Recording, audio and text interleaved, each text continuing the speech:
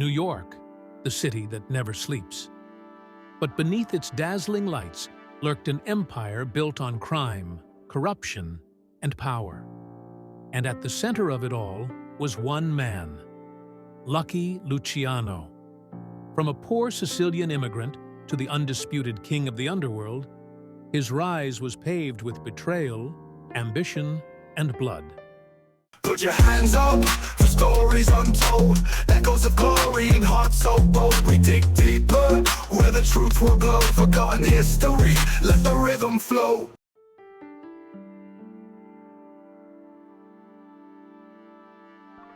Welcome to the Forgotten History Channel, where we uncover the hidden stories of history's most notorious figures. If you love discovering the untold truth behind history's legends, hit that subscribe button and join us as we dive into the rise of Lucky Luciano.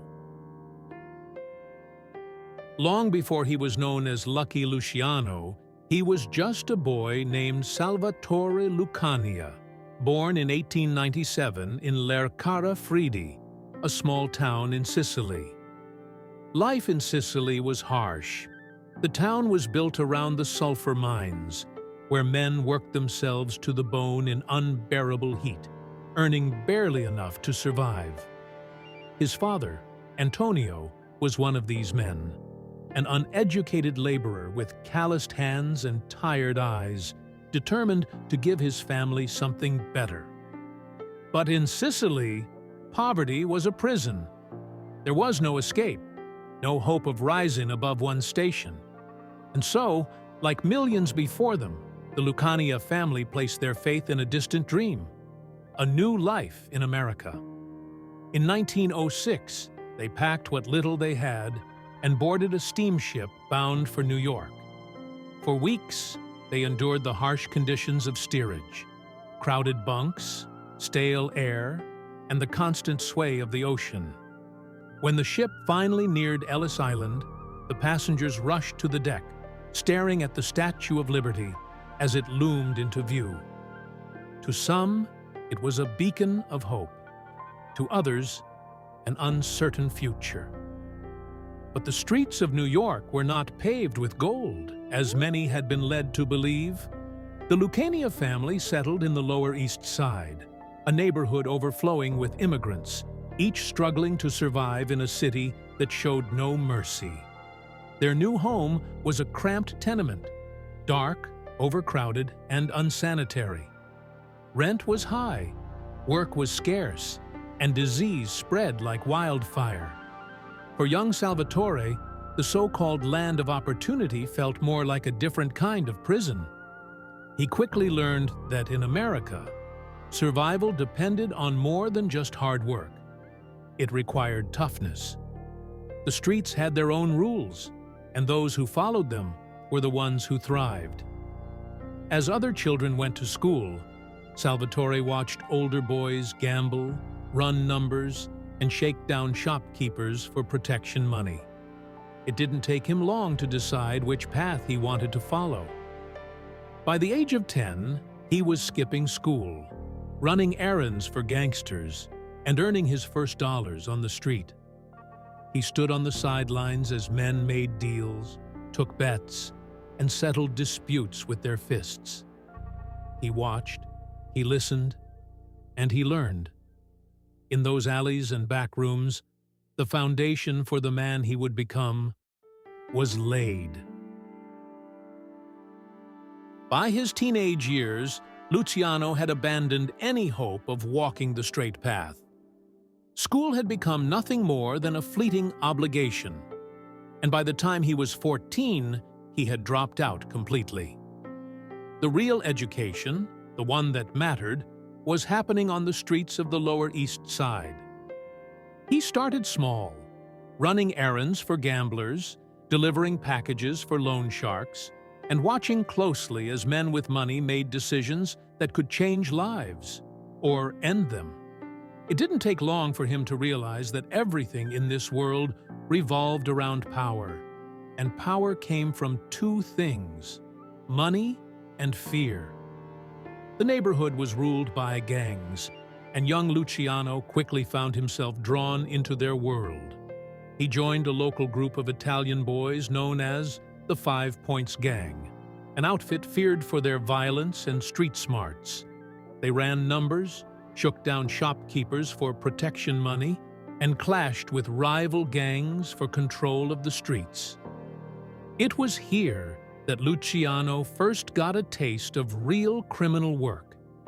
He wasn't just running errands anymore. He was making moves. He learned how to place bets, collect debts, and intimidate those who didn't pay up. He wasn't the biggest or the strongest, but he was the smartest, and that made him dangerous. Then came Prohibition, and everything changed. The government had outlawed alcohol, but that didn't mean people stopped drinking. The demand was higher than ever, and those who could supply it stood to make a fortune. At just 18, Luciano saw the opportunity of a lifetime. He started small, smuggling bottles of whiskey in the dead of night, selling to speakeasies, and bribing police officers to look the other way. The risk was high, but the profits were higher. It was only a matter of time before someone took notice. That someone was Ignazio the Wolf Lupo and Giuseppe Joe the Boss Masseria, two of the most feared crime lords in New York. Lupo was a ruthless enforcer, known for his violent methods, while Masseria controlled much of the city's rackets. They saw something in Luciano: his intelligence, his ambition, and most of all, his ability to think 3 steps ahead of everyone else. Under their guidance, Luciano evolved from a street thug into a businessman. He handled shipments, negotiated deals, and expanded operations. He wasn't just another gangster, he was a rising star in the underworld. By the late 1920s, New York's criminal underworld was on the brink of war. The city's mafia was divided, with 2 factions locked in a deadly struggle for control. On one side stood Joe Masseria, the self-proclaimed boss of bosses, a man who ruled with brutality and greed. On the other was Salvatore Maranzano, a Sicilian traditionalist who sought to impose the old world order on the growing American underworld. The streets became a battlefield, and those caught in the middle had 2 choices: pick a side or end up in a shallow grave. For lucky Luciano, this war was an opportunity. He played both sides, carefully balancing loyalty with ambition. To Masseria, he was a trusted lieutenant, carrying out orders with precision. But in secret, he was meeting with Maranzano, promising him a future free from Masseria's tyranny. Luciano knew that survival depended on being the one who made the final move, not the one left bleeding in the gutter. The war raged on for months, bodies piling up in the streets, restaurants, and alleyways. Each assassination was met with swift retaliation, and the violence only escalated. But Luciano was patient. He waited, watched, and when the moment was right, he struck. On April 15, 1931, Luciano made his move. He lured Masseria to a quiet restaurant on Coney Island under the guise of a peaceful meeting. As they dined, Luciano excused himself to the restroom. Moments later, gunmen stormed the restaurant, unleashing a hail of bullets. When the smoke cleared, Masseria was slumped over the table, a half-eaten meal and a spilled glass of wine beside him. Luciano had betrayed his own boss, but his rise to power was far from over. With Masseria gone, Maranzano was now the undisputed ruler of the mafia. He rewarded Luciano, giving him power and influence like never before. But Luciano was no fool. He knew that Maranzano saw him as nothing more than another pawn. And Luciano had no intention of being anyone's pawn. The game was not over. It was only just beginning. With Joe Masseria dead and Salvatore Maranzano eliminated, Lucky Luciano had done what no one before him could. He had outmaneuvered the old world bosses and placed himself at the pinnacle of the underworld. But power alone wasn't enough. Luciano had a vision that stretched beyond street-level violence and territorial feuds. He wanted to modernize the mafia, turning it into a corporate empire built on structure, discipline, and profits. The days of one man ruling as the boss of bosses were over. Instead, Luciano created the Commission, a governing body made up of the country's most powerful crime families. It would oversee disputes, regulate business, and ensure that the mafia functioned like a business syndicate rather than a chaotic web of betrayals. With this new system in place, organized crime in America entered its golden age. Under Luciano's leadership, the Commission divided the country into regional territories, each controlled by a different crime family. No single boss had absolute power, but all major decisions, from assassinations to investments, had to be approved collectively. It was a system designed to eliminate reckless infighting and ensure that the mafia remained strong and profitable for years to come. But while Luciano had brought order to the underworld, he hadn't erased its dangers. He was now the most powerful crime figure in America, but also the most hunted. The law was watching, and the empire he built would soon face a threat greater than any rival family. Lucky Luciano's reign would not last forever.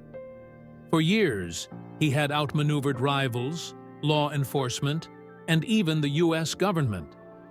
But in 1936, his past finally caught up with him.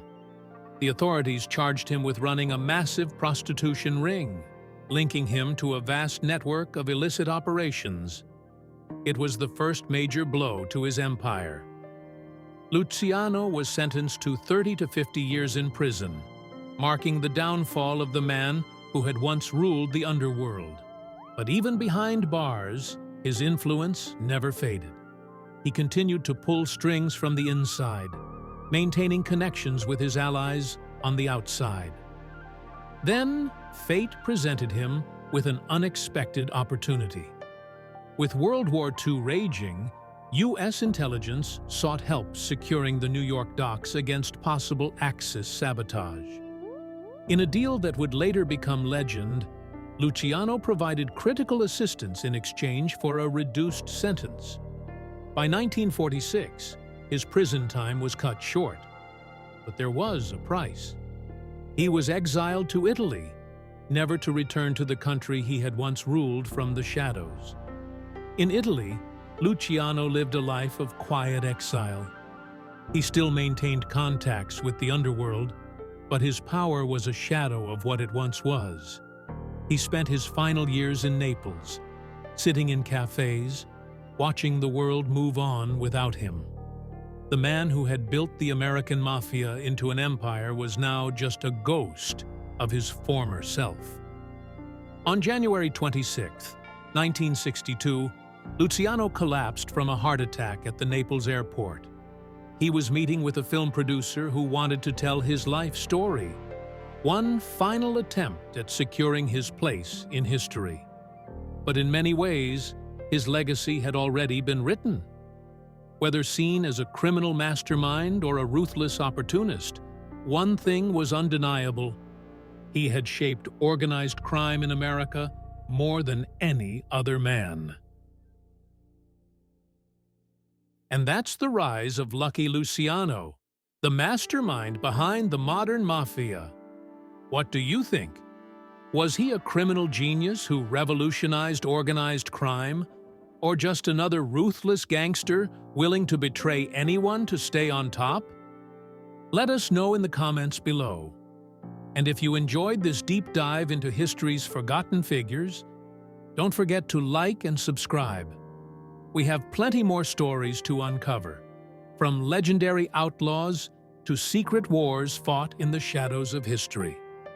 Until next time, keep questioning the past.